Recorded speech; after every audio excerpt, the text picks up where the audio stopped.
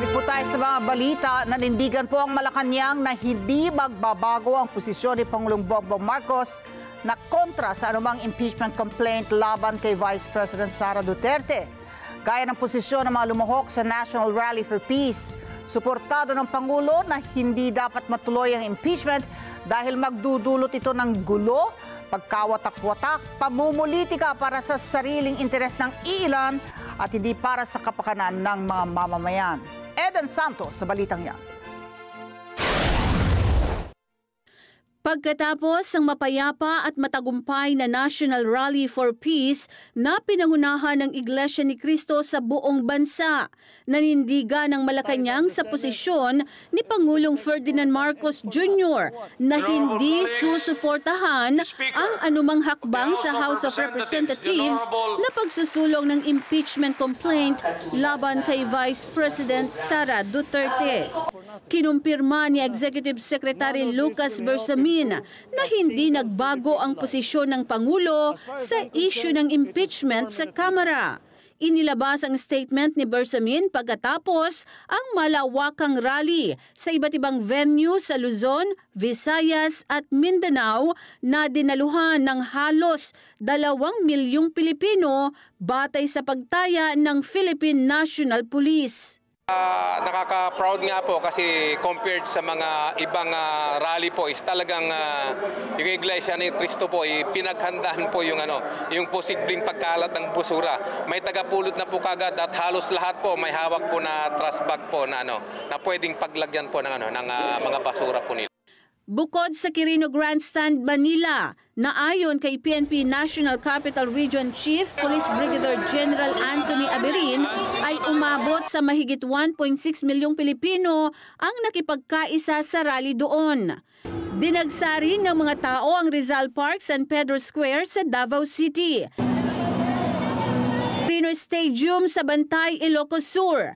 City of Ilagan Sports Complex, Ilagan City sa Isabela. Don Pedro Vicente Park sa Puerto Princesa City sa Palawan. Sawangan Park sa Legazpi City, Albay.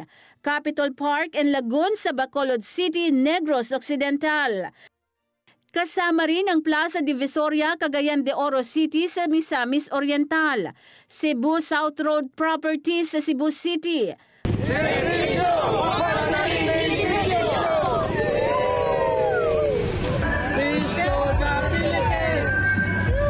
Pagadian City proper, Pagadian City, Zamboanga del Sur.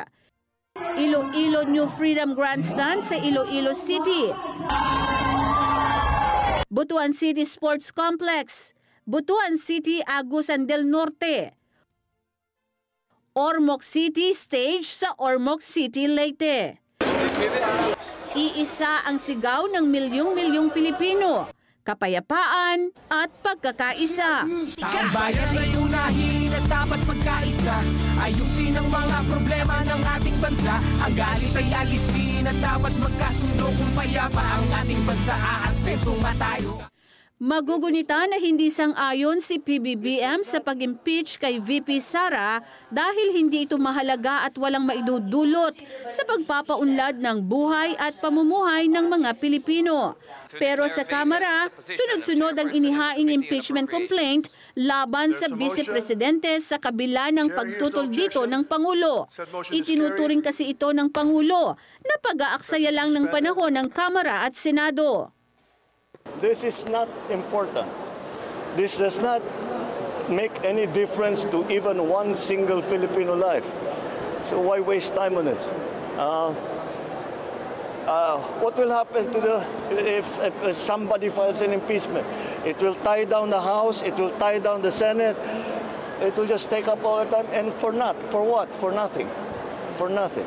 None of this will help improve a single Filipino life. As far as I'm concerned, it's a storm in a teacup.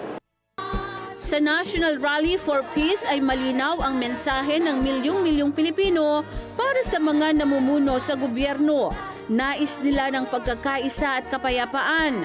Ayaw nila ng gulo, bangayan, pagkakabahabahagi at pamumulitika para sa pansariling interes ng iilan at hindi para sa kapakanan ng mga mamamayan.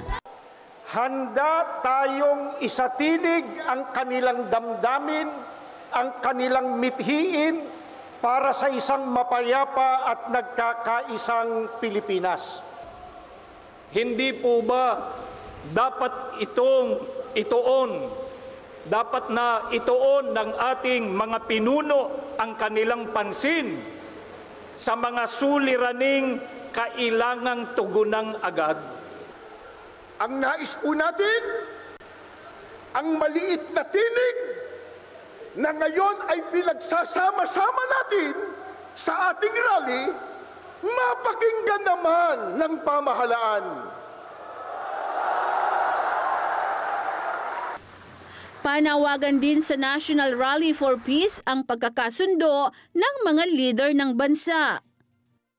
Never say never.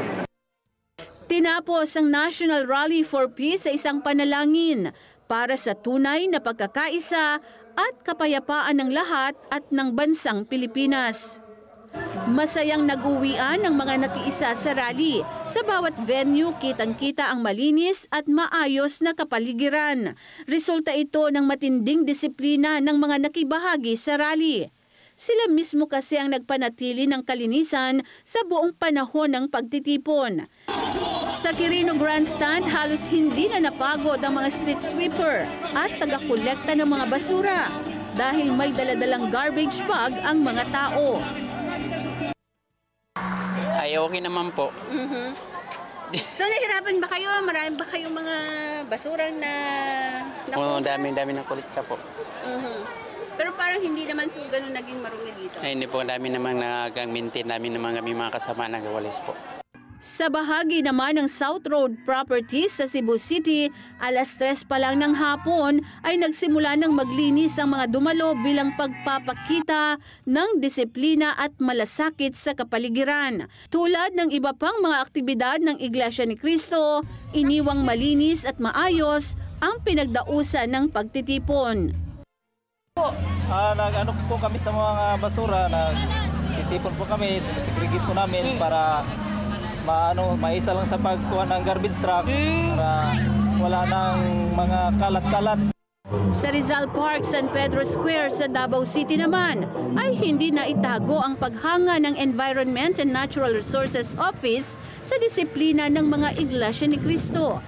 Sinabi ni Engineer Lacandiwa Orculio ng Davao City Centro na naging madali ang trabaho ng mga garbage collector kaya hindi na sila nahirapan pa sa paglilinis.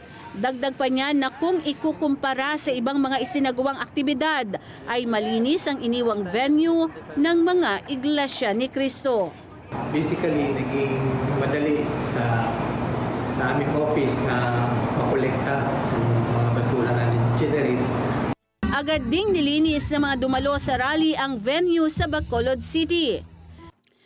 Sa Pagadian City, Zamboanga, masaya at sama-sama ring naglinis ang mga tao upang tiyaking malinis ang paligid bago sila tuluyang umalis. Ganito rin sa Puerto Princesa, Palawan, Iloilo New Grandstand, Sawangan Park, Legazpi City, Albay at iba pang venue.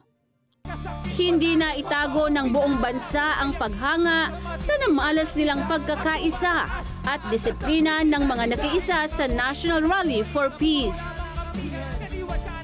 Eden Santos para sa Mata ng Agila.